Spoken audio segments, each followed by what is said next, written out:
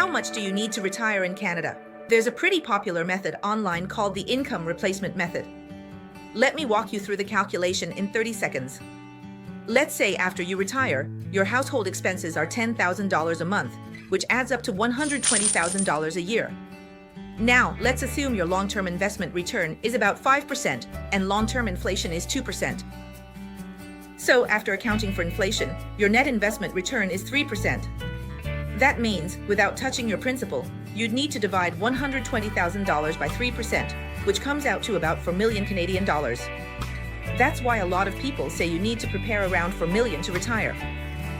But here, I want to add something important. The 4 million I just mentioned is based on a specific condition, and that condition is that your home is fully paid off with no mortgage left. So, this 4 million refers to the investment assets you use to generate retirement income, excluding your home. If you're still making mortgage payments after you retire, those mortgage payments will already be part of your retirement expenses, which means you'll need to prepare even more assets, not less. So there's nothing wrong with this calculation itself, but it doesn't take into account a very crucial factor, where you'll live after you retire, which will directly change how much money you need to prepare. Let's look at a few scenarios. First, a condo in the city or a central area, typically a 2-bedroom.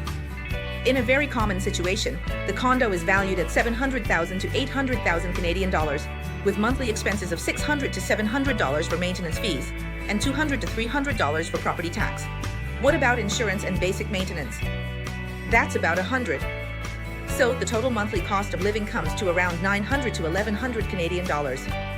With a condo, you don't have to shovel snow or fix the roof, and life is convenient, but the cash outflow is very rigid. The second type is a townhouse, costing $900,000 to $1.1 million. Monthly expenses include $200 to $300 in fees, $400 to $500 in taxes, and $150 to $200 for maintenance. Total monthly costs are about $800 to $1,000.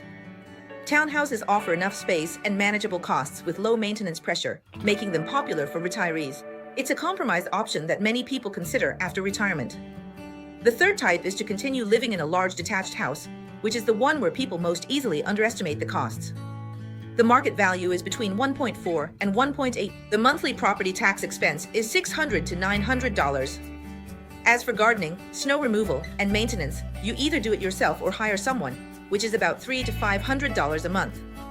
Also, don't forget you need to set aside 1% of the house's market value each year as a maintenance fund, which works out to about $1,200 to $1,500 per month. So, the monthly living cost is between $2,300 and $2,700 Canadian dollars. With a detached house, you get a familiar and spacious place to live, but as you get older, the house becomes less friendly to you. Then there's a fourth option. Quite a few people choose to move out of the Greater Toronto area to live in smaller towns where housing prices are cheaper.